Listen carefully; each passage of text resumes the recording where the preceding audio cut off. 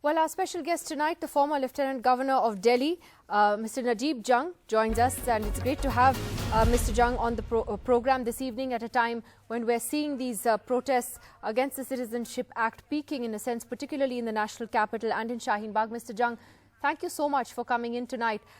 You made an interesting comment the other day saying that the protests in Shaheen Bagh, which here in Delhi have essentially become the symbol of the protests against the Act, were a reaction to accumulative fear over the last 5 years. Could you elaborate on that? Fear over the last 5 years. Could you elaborate on that? I believe that there has been an increasing fear in the minority communities over the last 3-4 years, maybe 5 years, and it has certainly exacerbated in the last 6 months. So the CAA protests, I really believe, particularly by the women, is the utterance of a suppressed soul. The souls that have been suppressed over the years suddenly have found utterance, and the women have come out in large numbers. They fear that the repercussions of the CAA coupled with the NRC shall be extremely detrimental to them, as indeed the Muslim community. How do you then see the way the BJP has tried to vilify the protests at Shaheen Bagh, in a way also sort of communalizing them? It's you know, the rhetoric is sort of like, you know, this is, you know, a mini Pakistan versus Desh Bhakts and so on. I mean, you know, I can't even repeat some of the language that has been used. But what do you make of that attempt to demonize them? Well, this, I think, is a reaction to the upcoming Delhi elections. All this rhetoric may not have been used had the elections not been so close. The protest indeed is not a communal one.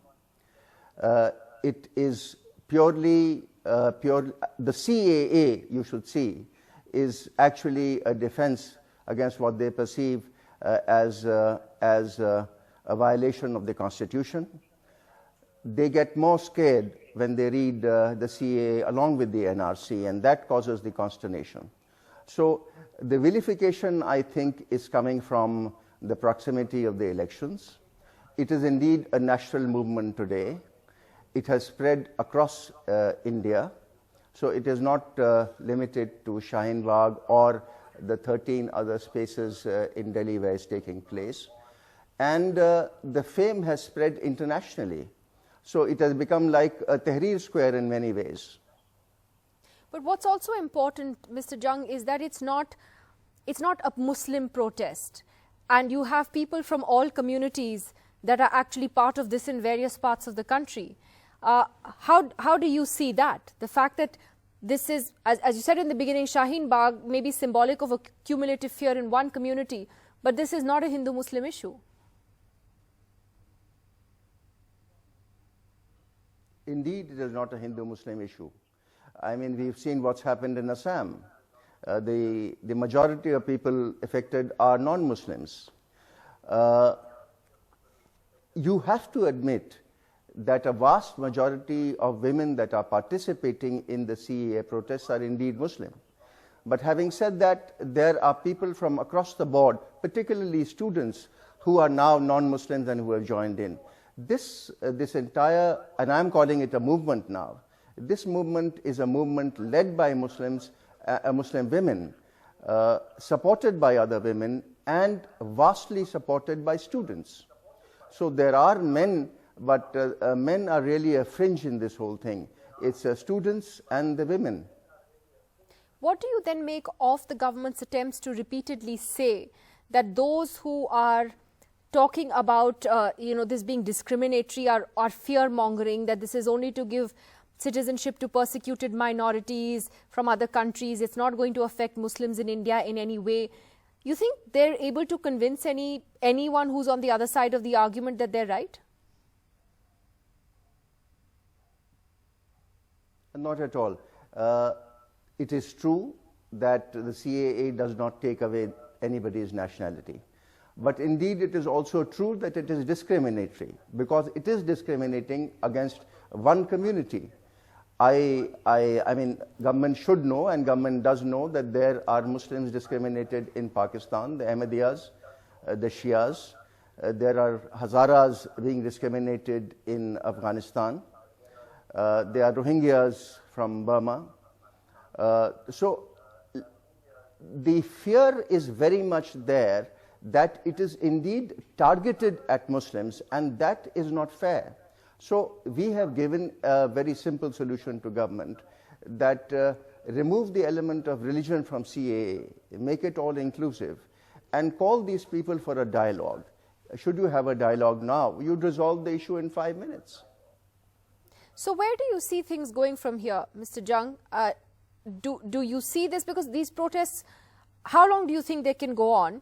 And even if they do actually end physically in certain places, what do you see, as the road ahead? Because while they do symbolize, on one hand, that our democracy is alive, that people are fighting for their rights, on the other hand, they've exposed how deeply polarized we are as a country, even more perhaps than we were some years ago. So what's the road ahead, you think?